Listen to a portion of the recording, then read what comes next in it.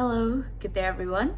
In this video, I'm going to present my research paper entitled Revisiting Theory, Perception and Practice of Multimodal Pedagogy in Indonesian EFL Class.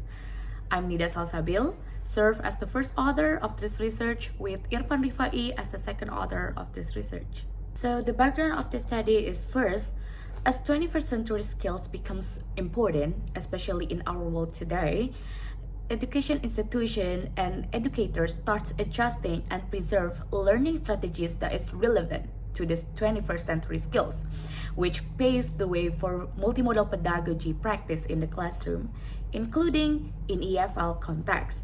Second, as the study also wants to highlight the specific situation of multimodal pedagogy in Indonesia, the empirical gap of multimodal and multiliteracy pedagogy in Indonesia still exists, which lead to the demand of Merdeka curriculum that prioritize student-centered learning. While the principle is noble, gaps and flaws still preserve in its practice.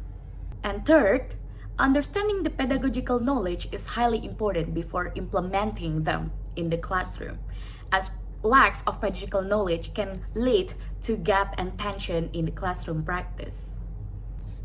So here are the three objectives of this research. First, to acknowledge how EFL educators integrate technology in the classroom to support multiliteracies to multimodal pedagogy. And second, to point out the relevance of technology and multimodal implementation along with the challenges that EFL educators face. And third, to examine an Indonesian EFL teacher's perception, theory, and practice of multimodality and analyze the tension between theory and classroom application.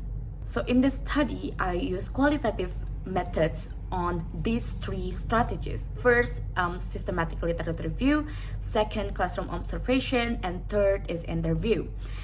So the use of multiple methods aims to explore the phenomenon from both a theoretical perspective and empirical perspective, offering a more nuanced understanding of how multimodal practice are applied in actual teaching settings and their alignment or divergent with the documented academic discourse.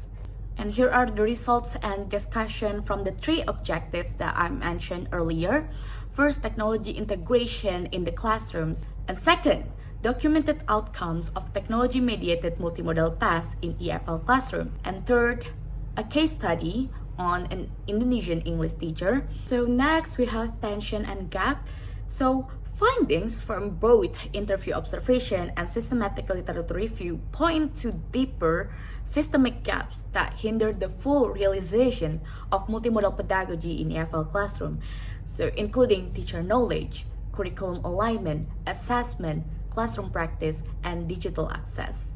These 5 systemic issues highlights where the tension and gap takes place, found through analysis between observation interview and systematic literature review results through the eye of multimodal pedagogy theory.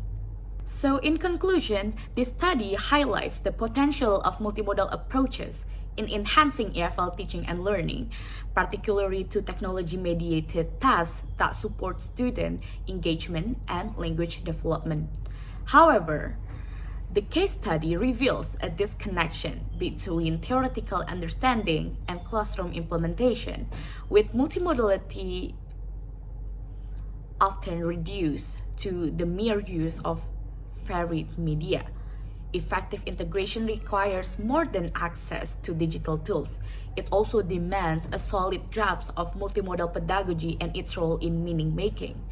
Therefore, ongoing professional development is essential to equip teachers with the knowledge and strategies and needed to fully harness the benefits of multimodal learning and promote multiliteracies in EFL classroom. So the future scope of the research is this study suggests that future research may focus on scalable training models and focus training for educators on multimodal approach in EFL classrooms, along with how educators can enhance technology in their multimodal practice for sustainability in future education. And that's all from me. I hope this research can be useful to the future of education. Thank you.